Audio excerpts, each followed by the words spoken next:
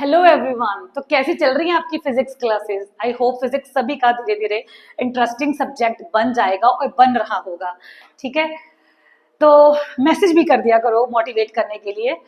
तो आज जो हमारा टॉपिक है वो है comparison between charge and mass. ठीक है, ये हमने पहले भी आर्टिकल किया है, प्रॉपर्टीज ऑफ चार्ज काफी सिमिलर है उस टॉपिक से, ये वाला टॉपिक। बट इसमें हम कुछ पॉइंट्स जो है वो मास के भी लिखेंगे इन कंपैरेटिव टू चार्ज। चार्ज का कंपेयर करेंगे मास के साथ। ठीक है, तो चलिए ये आर्टिकल करते हैं। एक बार मैं साइड पे हो जाती हूँ, आप स्क्रीनशॉट ले लो इसका, फिर आपके नोट्स बन जाएंगे, आपको प्रॉब्लम नहीं आएगी बाद में। एक बार इसका स्क्रीनशॉट ले लो आप, और I will also share the snap of this whole which I have written at the end of my video. ठीक है, एक बार मैं ये स्नैप शेयर कर दूंगी सो दैट आपके नोट्स बन जाएं। तो चलो हम फर्स्ट पॉइंट से स्टार्ट करते हैं। Charge charge on the body में भी पॉजिटिव, नेगेटिव और जीरो।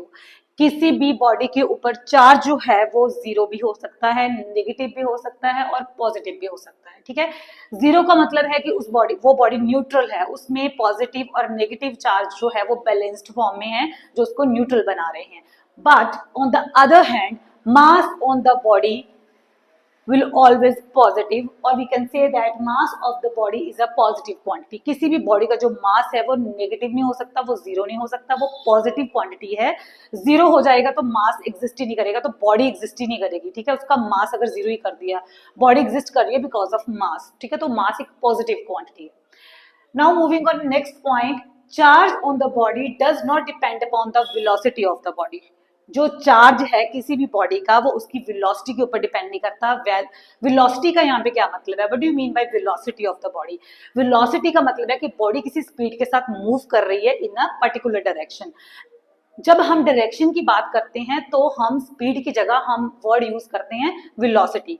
वैसे हम बोलते हैं कि बॉडी जो है वो इस स्पीड से मूव कर रही है। Suppose body is moving at 5 kilometre per hour. ठीक है, तो हम अगर किसी पर्टिकुलर डायरेक्शन को मेंशन कर देंगे तो हम स्पीड की जगह वेलोसिटी वर्ड यूज कर सकते हैं। The body has a velocity of 5 kilometre per hour in this direction. ठीक है, तो जब हम डायरेक्शन मेंशन कर देते हैं तो स्पीड जो है वो वेलोसिटी बन जाती है। तो वेलोसिटी का मतलब ये है कि जब बॉडी जो है वो मूव करती है, बॉडी के मूव करने से चार्ज के ऊपर कोई फर्क नहीं पड़ेगा।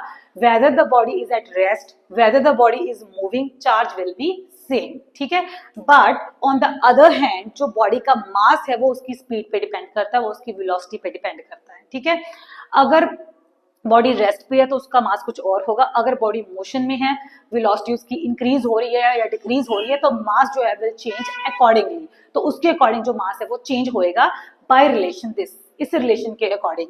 Where M nought is a mass of the body at rest, body का मास जब बॉडी रेस्ट पे है। Here C is the velocity of light, here V is the velocity of the body. ठीक है, जिसकी हम बात कर रहे हैं।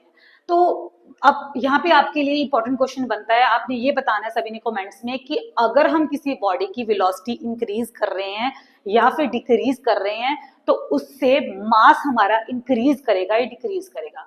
वेदर द मास इंक्रीजेज और decreases by increasing velocity of the body. तो ये आपके लिए क्वेश्चन है। तो इस रिलेशन को यूज करके आप ये बता सकते हो, अगर वी इंक्रीज कर रही है तो मास के ऊपर उसका डायरेक्ट असर होगा या फिर इनडायरेक्ट होगा। ठीक है, our next point is charge is quantize. ये आपने प्रॉपर्टीज में भी क्या है कि क्वांटाइजेशन ऑफ चार्ज क्या होती है, कि क्वांटाइजेशन का मतलब है charge can exist in discrete form, points में। ठीक है, डिस्क्रीट यूनिट्स में, जिसको हम काउंट कर सकते हैं, उसमें एग्जिस्ट कर सकता है। और we can also write down the equation Q is equals to NE।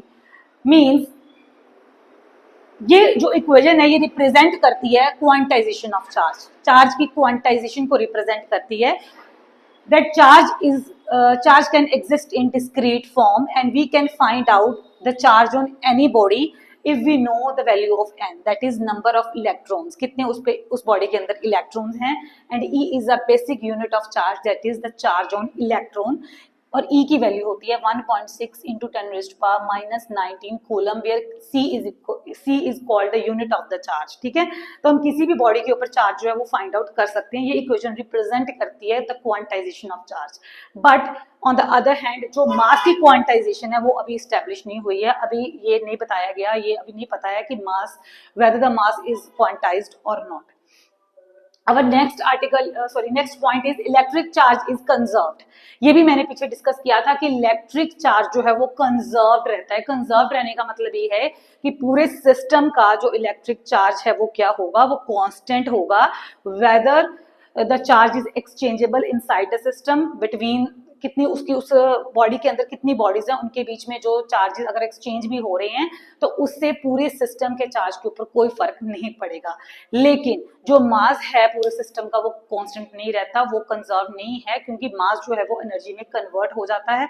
और इससे वाइस वर्सा यहाँ पे वर्ड मैंने यूज किया है, mass is not conserved as mass can be converted into energy and vice versa हम तब यूज करते हैं जब हम ऑपोजिट रिलेशन भी फॉलो करते हैं, कि ऑपोजिट रिलेशन भी फॉलो करता है, एग्जिस्ट करता है। वाइस वर्सा का मतलब energy can also be converted into mass.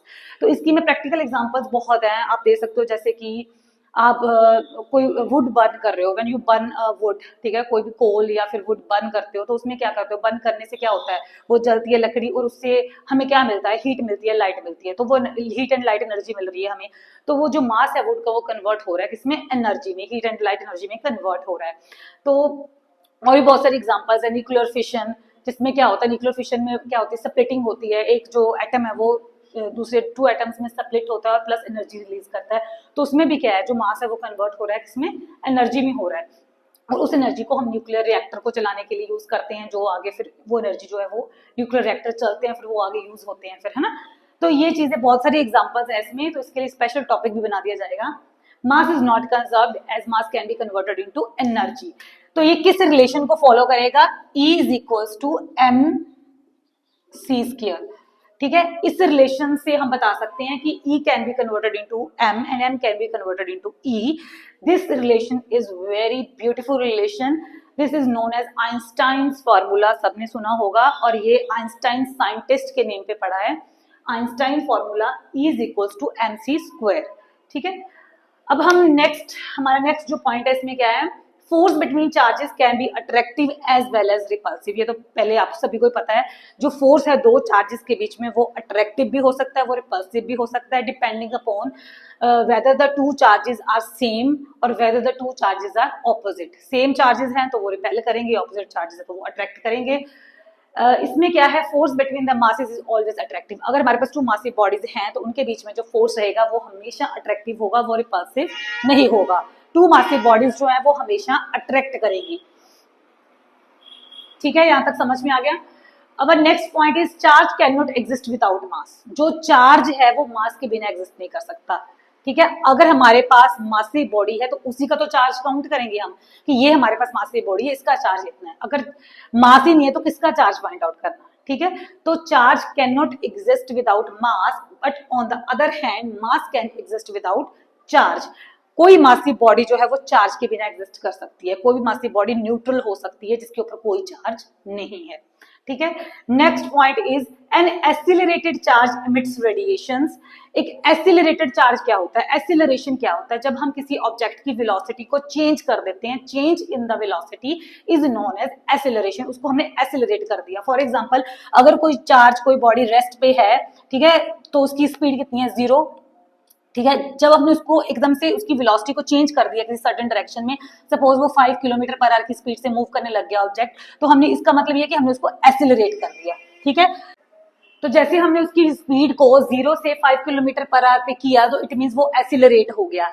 ऐसे ही अगर वो पहले से ही मूविंग है, अगर वो 5 किलोमीटर पर आवर की स्पीड से चल रहा है तो सपोज हमने उसकी जो वेलोसिटी है वो चेंज कर दी, फ्रॉम 5 से 10 किलोमीटर पर आवर कर दी, तो इसमें भी क्या हुआ, वो एसिलरेट हुआ, क्योंकि हमने इसमें क्या कर दिया, वो स्लो चल रहा था, उसकी स्पीड को हमने एकदम से इंक्रीज करके उसको एसिलरेट कर दिया। So this is known as acceleration of charge, ठीक है। सो एसिलरेटेड चार्ज जो है वो रेडिएशंस एमिट करते हैं। जब किसी चार्ज को हम एसिलरेट कर देते हैं, that charge will emit radiation, but on the other hand an accelerated mass emits no radiation. लेकिन एक मास को जब हम एसिलरेट करते हैं वो कोई रेडिएशन एमिट नहीं करेगा। तो ये था हमारा article, it is very simple article. एक बार मैं आपको रीड आउट कर देती हूँ, सो दैट कई बार क्या होता है किसी को राइटिंग समझ में ना आए, किसी को स्पेलिंग समझ में ना आए, तो एक बार मैं एंड वीडियो के बिल्कुल एंड में एक बार इसकी पूरी स्नैप भी आपको शो कर दूंगी, so that you can make your notes also, ठीक है।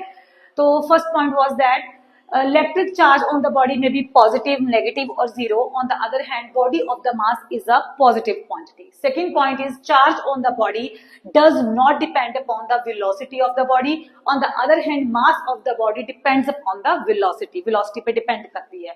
Third point is charge is quantized, but quantization of mass is not established yet. Fourth point is electric charge is conserved, but mass is not conserved as mass can be converted into energy. Fifth point is force between two charges can be attractive as well as repulsive, but force between two masses will always be attractive. Sixth point is charge cannot exist without mass, but mass can exist without charge.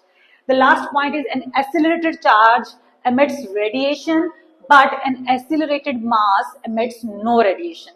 ठीक है, तो ये हो गया आपका article complete. It is very very simple article and it is also important article from the examination point of view. अगर किसी को कुछ नहीं समझ में आया दे कैन मैसेज मी, और इसको आप नोट भी कर सकते हो, आप इसका स्क्रीनशॉट भी ले सकते हो. ठीक है, थैंक यू.